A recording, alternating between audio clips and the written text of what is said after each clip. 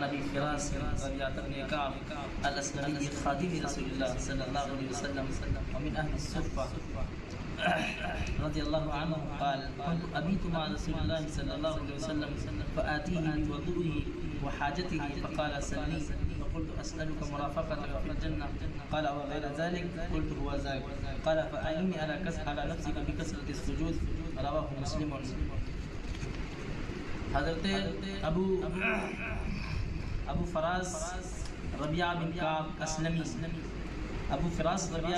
اسلمی رضی اللہ عنہ جو رسول اللہ صلی اللہ علیہ وسلم کے خادم ہیں اور اہل صفہ میں سے ہیں، فرماتے ہیں میں ساری رات رسول اللہ صلی اللہ علیہ وسلم کے ساتھ رہتا تھا، بس میں آپ کے وضو کے لیے پانی اور دوسری ضروریات کی چیزیں لاتا، بس آپ صلی اللہ علیہ وسلم نے فرمایا تو مانگ مجھ سے، بس میں نے کہا میں آپ سے آپ کی رفاقت جنت میں مانگتا ہوں، بس فرمایا اس کے علاوہ اور کوئی چیز بھی؟ میں نے کہا بس یہی ہے، فرمایا بس تو سجود کی کثرت کے ساتھ میری مدد کر۔ اس کو امام مسلم رحمۃ اللہ علیہ نے روایت کیا ہے۔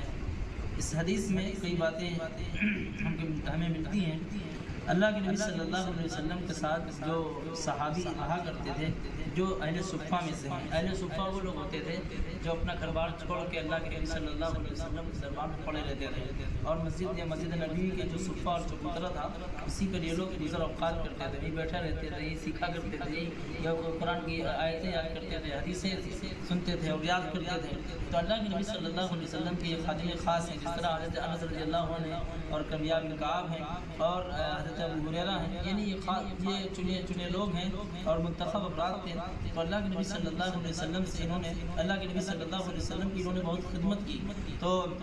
ہوتا یہی ہے کہ ایک انسان جو کسی انسان کی خدمت کرتا ہے اور اس کا ہاتھ بٹاتا ہے اور اس کا کام کاج کر دیتا ہے، تو اللہ کے نبی صلی اللہ علیہ وسلم جیسے نکلے تو چپلیں سیدھی کر دینا اور ان کا اس پر لوٹا اٹھا لینا، پانی بھر کے دے دینا، اور کوئی دوسری ضرورت کے لیے اللہ کے نبی صلی اللہ علیہ وسلم نے آواز لگائی تو لبیک کہنا، حاضر ہو جانا۔ تو پہلی بات تو یہ معلوم ہے کہ جو نیک انسان ہے، ایک انسان اگر نیک ہے اور اللہ والا ہے یا عالم ہے تو اس کا ساتھ انسان کو اختیار کرنا چاہیے اور اس کے ساتھ رہنا چاہیے، اس لیے کہ ساتھ رہنے سے بہت ساری چیزیں اس کے گر یا اس کا فن یا اس کا علم یا اس کی صلاحیت یا اس کا صلاح یا اس کی نیکی وہ آپ کے اندر بھی منتقل ہوگی۔ تو ربیعہ بن کعب رضی اللہ عنہ یہ اسلمی ہے، یعنی قبیلہ اسلم سے ان کا تعلق ہے۔ اللہ کے نبی صلی اللہ علیہ وسلم کے دربار میں زیادہ تر پڑے رہتے تھے، یہیں کھاتے تھے، پیتے تھے اور یاد کیا کرتے تھے، اور اللہ کے نبی صلی اللہ علیہ وسلم ان کے معلم تھے، یعنی استاد تھے۔ تو ایک مرتبہ اللہ کے نبی صلی اللہ علیہ وسلم نے ان سے کہا کہ سلنی، آج کچھ مانگو، مطلب کوئی اگر سوال وغیرہ ہو، کوئی چیز مانگتے ہو تو مانگو، کیا تم چاہتے ہو؟ تو اللہ کے نبی صلی اللہ علیہ وسلم سے انہوں نے کوئی چیز اور نہیں مانگی، یعنی دنیا کی کوئی چیز نہیں مانگی، یا اللہ کے نبی ایسا ہو جائے دنیا میں ہم بڑے امیر ہو جائیں، یا اللہ کے نبی ہمارا بڑا مرتبہ ہو جائے، لوگوں میں نام کر دیجیے اور اعلان کر دیجیے، اس طرح کی چیزیں۔ تو انہوں نے مانگی بھی جو چیز مانگی تو وہ مانگی کیا؟ اسألک مرافقتک فی الجنہ، یعنی جس طرح ہم دنیا میں رہ کر آپ علیہ الصلوۃ والسلام کے ساتھ ہم جنت کی تیاری میں مشغول ہیں اور بہت ساری چیزیں سیکھتے ہیں، اور آپ کے دیدار سے ہم روز اپنی آنکھیں سیکھتے ہیں یا ٹھنڈا کر اپنی دلوں کو سرور دیتے ہیں یا آنکھوں کو تازگی بخشتے ہیں، ہم چاہتے ہیں کہ جنت میں بھی آپ ہمارے ساتھ رہیں۔ یعنی دنیا تو بہت چند چھوٹی جگہ معمولی جگہ ہے اور چند روزہ ہے، یہاں پر ہمارا جی نہیں بھر رہا ہے۔ تو اللہ کے نبی صلی اللہ علیہ وسلم نے دیکھا کہ اتنی بڑی چیز انہوں نے مانگ لی ہمارا ساتھ، یعنی نبی علیہ الصلوۃ والسلام کا درجہ کہاں اور کہاں ایک صحابی، یعنی اللہ کے نبی صلی اللہ علیہ وسلم کے درجات تو بہت بلند ہیں، سب سے اعلیٰ ہوں گے، تو یہ ان کا ساتھ مانگ رہے ہیں۔ تو اللہ کے نبی صلی اللہ علیہ وسلم اور غیر ذالک، اس کے علاوہ کچھ اور ہے؟ تو انہوں نے کہا کہ ہوا ذاک، وہ یہی ہے، یعنی جو کچھ ہماری لینے کا تمنا اور ہماری نسبت ہے وہ یہی ہے کہ آپ صلی اللہ علیہ وسلم کا ہمیں ساتھ نصیب ہو جائے، یعنی وہاں ان کے وہاں آنا جانا اور ان کو دیکھنا اور انہیں کے ساتھ اور صحبت نصیب ہو جائے۔ تو اللہ کے نبی صلی اللہ علیہ وسلم نے جب یہ بات کہی ہوا ذاک کا اور کچھ ہے، تو انہوں نے کہا کہ نہیں، بس یہی ہے، جو کچھ ہے یہی ہے، یعنی آپ صلی اللہ علیہ وسلم کا ساتھ مل جائے بس کافی ہے۔ تو اللہ کے نبی صلی اللہ علیہ وسلم نے یہ نہیں کہا ان سے کہ ہاں بس وہ مل گیا، دیکھیے کہ اللہ کے نبی صلی اللہ علیہ وسلم کی احتیاط دیکھیے اور اللہ کے نبی صلی اللہ علیہ وسلم کی فراست اور ان کی دور اندیشی دیکھیے کہ اللہ کے نبی صلی اللہ علیہ وسلم یہ نہیں کہہ رہے کہ ہم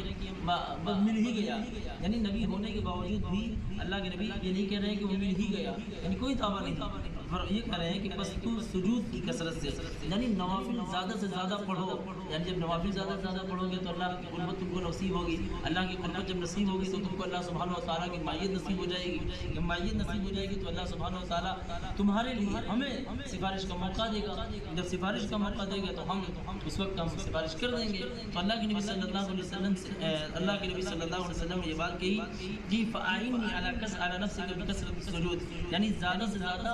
رکعتیں پڑھ کر، نماز پڑھ کر اور نوافل کا اہتمام کر کے اپنے آپ کو حقدار بناؤ کہ ہماری سفارش کے تم حقدار بن جاؤ۔ تو انہوں نے یہ ہے اس حدیث میں، تو اللہ کے نبی صلی اللہ علیہ وسلم سے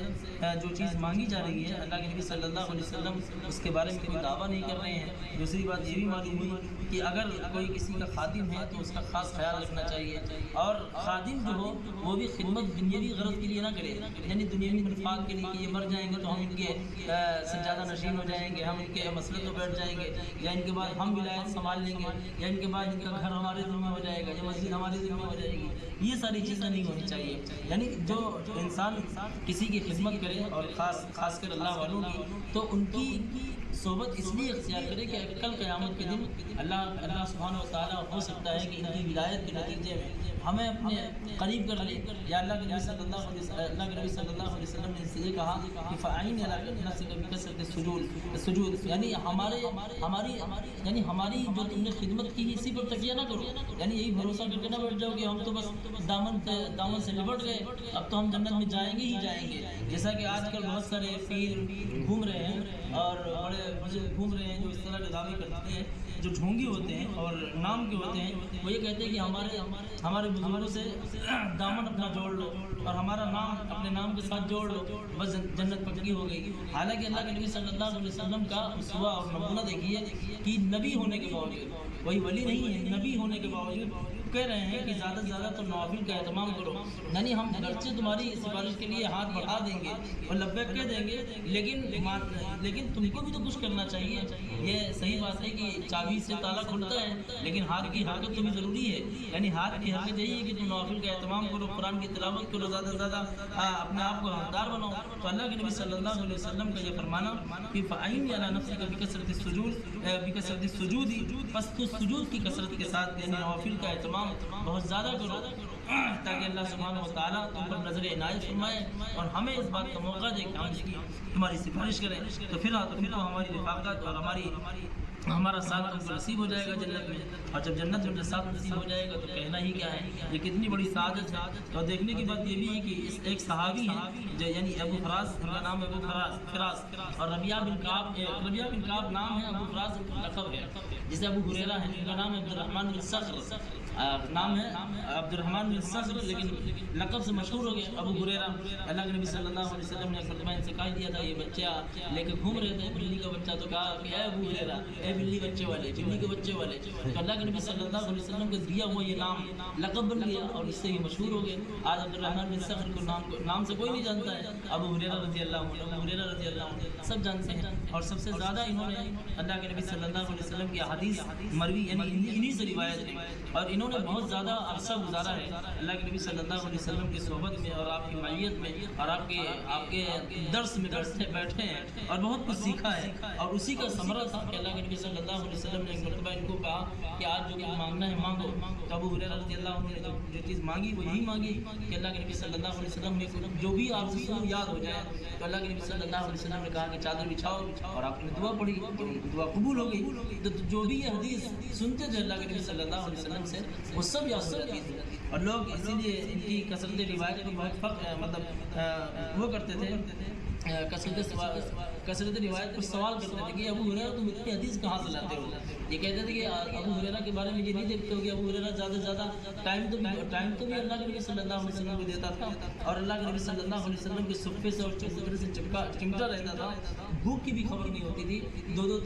تین دن کھانا ملا نہیں ملا، کھجوروں پہ گزارا ہو رہا ہے۔ تو ابو ہریرہ رضی اللہ عنہ کا یہ مقام اللہ کے نبی صلی اللہ علیہ وسلم کے دربار میں بیٹھنے کی وجہ سے اور آپ صلی اللہ علیہ وسلم سے سیکھنے کی وجہ سے اور آپ کا ساتھ اور آپ کی خدمت کرنے کی وجہ سے ملا۔ ربیعہ